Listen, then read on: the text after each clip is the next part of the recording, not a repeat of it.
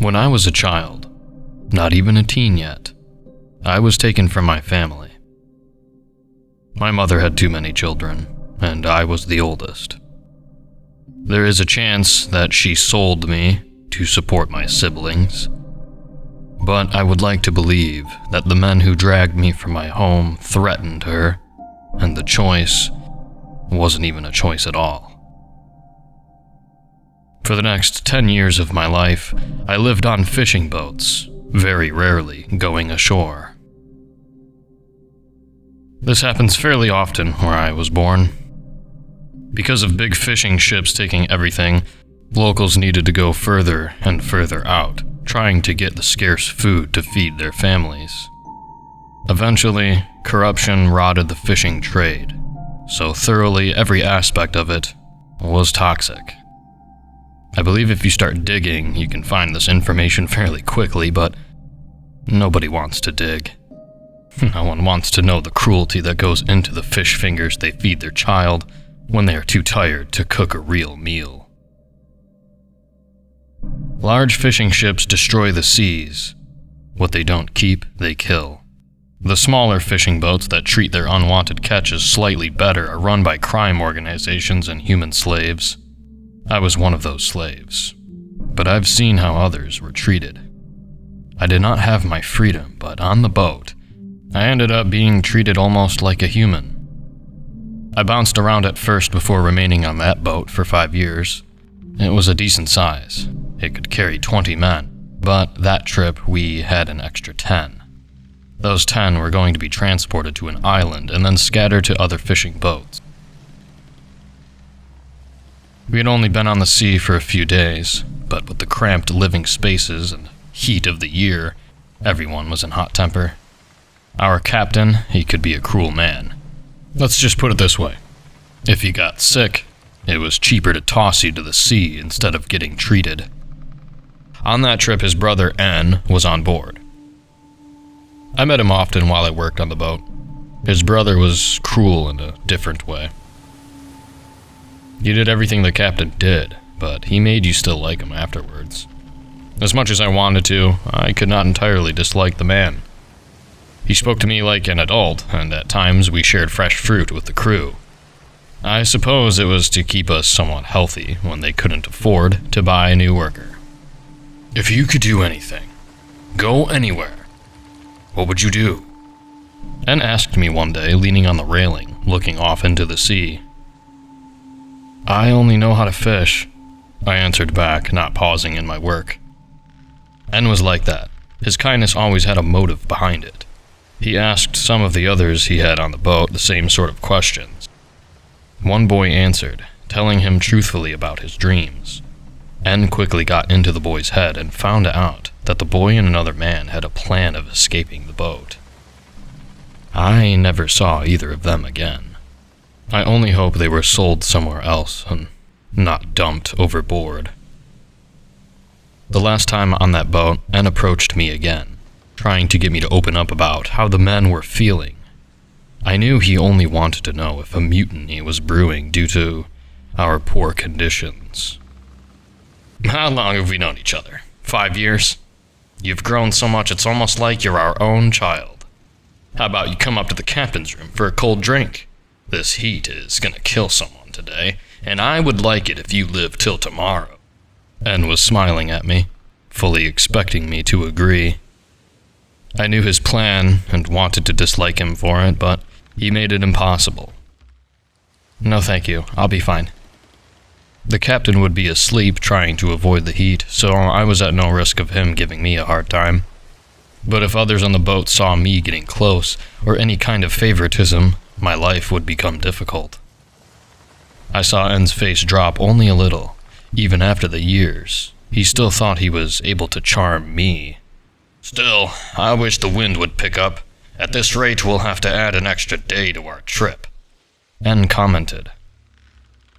For a few hours, the wind had been calm and stopped altogether. Without the wind to cool us down, we would be too overheated to work the boat and required more rest. Because some men were promised to others, the captain had to care about their well-being. I only nodded in agreement with N staring at me. He planned on getting into my head, but gave up for that day. He would offer a different man a cold drink to try and get an inside look on how the crew was feeling. After he left me to my work, the oddest thing happened. Something I had never seen on the sea before. A fog rolled in. We saw it coming and tried to get the boat moving to avoid it, but it just swept in at an unnatural speed. I had of course seen fog on the ocean before, but never without a difference in temperature, and never so fast in the middle of the day. I was on the deck when it happened. I stared off trying to see anything in the dense mist. N had come out on the deck, looking as confused as the rest of us. "Is that an island? Are we off course?" he asked, his calm voice breaking. I could see a darker mass that did look like some sort of land off in the distance and through the mist. But we should not be near any land. It was not another ship. The shape was all wrong. It had to be an island, even though I had no idea how we would have gotten so far off course. "We'll just wait out this mist and see where we are," I said, trying to keep working, even though my hands were shaking. I couldn't explain it. It was just mist, but the strange nature of it unnerved even myself. I was so busy trying to stay working I didn't notice a different man go to the railing of the boat and peer down into the sea. I did not know his name. It was easier on a person not knowing names of the people who passed through. "There's a person down there!" he shouted, panicked. I got up and rushed over to try and see what he was pointing out. N came beside me, and we all looked, spotting a pale form in the water. It was hard to see through the mist. As we were straining to see, another form came up. This one darker and easier to see than the first. Then another. And then another. Soon the ship was surrounded by human-shaped forms bobbing in the water. "Did a ship crash?" the man asked, his voice dry and shaking. I was frozen by the sight of it all. Breaking out of my shock, I ran over trying to find anything to toss out to try and save these people. If they could be saved. I was away from the railing when I heard the sound. I expected screaming or pleading from the people in the sea, but it wasn't that.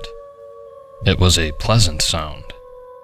A sound of voices mixed in with some sort of wind instrument I had never heard before, and never had heard since. My stomach turned into a ball of excitement. It fluttered with the music that surrounded the boat. I saw the other men come on board trying to find the source, their faces unable to be seen through the mist. Then I heard the first splash. Forgetting the strange, pleasant feeling, I turned my head just in time to watch a man jump over the railing, and then another.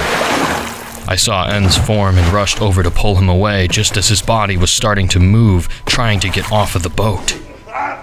He thrashed in my arms, yelling at me, pleading to let him go.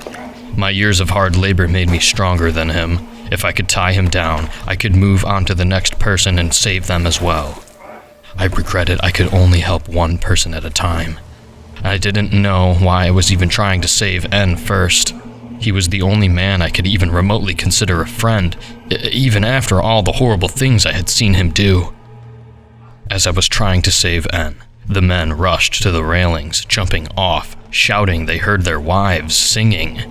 For the unmarried ones, they were excited, shouting about hearing female voices and how they could see such attractive young women in the ocean, just waiting for them to be saved. It was all happening so fast, I almost ignored what N was shouting. "My daughter, she's out there. Let me go. I have to get her. I knew she wasn't dead. I just knew it. Her mother was lying. I didn't harm her, so let me go." My shaking hands were having trouble with the rope.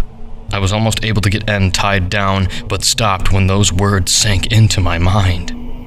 The other men were jumping out in lust, completely overtaken by the song.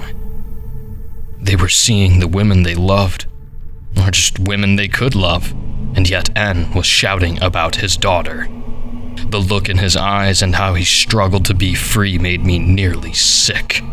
I didn't confirm my feelings. I didn't need to. Everything had happened so fast. By the time I let N go into the sea where he belonged, the rest of the men had rushed out, leaving it impossible to save anyone.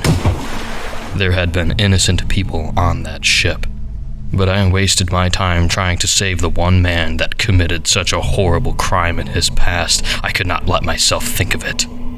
I just let him go and watched him in glee jump off the side without any hesitation. I knew I was alone, but I still heard the song. Standing in the middle of the deck, looking out at the bobbing shapes, I still felt a fluttering in my stomach, but not the same pull the other men had. I stood, waiting for something to happen, and I think the source of the song was also waiting. It knew I was still on the boat, so it sang, trying to lure me to the sea and with the rest.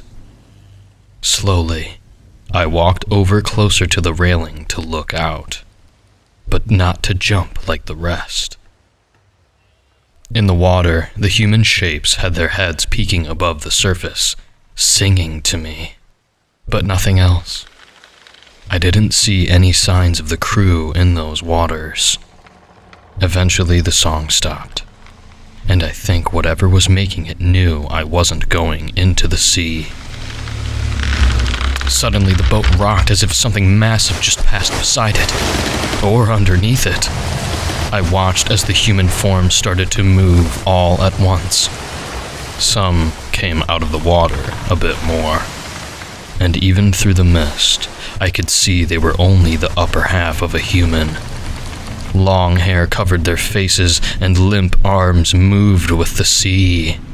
Their bodies formed into a long, thick, rope-like mass that disappeared under the water. They all moved as one as they started to leave. I couldn't shake the feeling. The image that those bodies were all connected to, an unseen mass deep in the ocean. Those bodies were like lights on an anglerfish. The song making their prey see those fake bodies as whatever they wanted to see.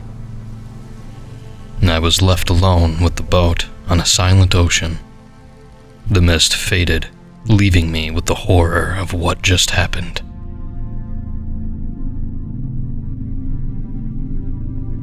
I sold the boat and used the money to get as far away from the ocean as possible.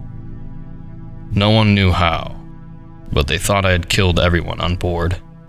I couldn't tell them the truth even if they did believe me. I would still be killed for selling the boat to a rival gang. I had a thought about why I was spared. Those men heard something that made them lust enough to jump out into sea, and that was the reason why I was spared. I never thought about it. I had no time to think about it working on those ships, but I had never had such desires. Even after I gained some freedom, I found myself never having the urge to get in a relationship with anyone. I don't know, but I don't think that creature had ever encountered something it could not lure out, and thus had no idea how to deal with such a situation. I also had thought about what the thing was. I think overfishing is the reason why that thing had come to the surface.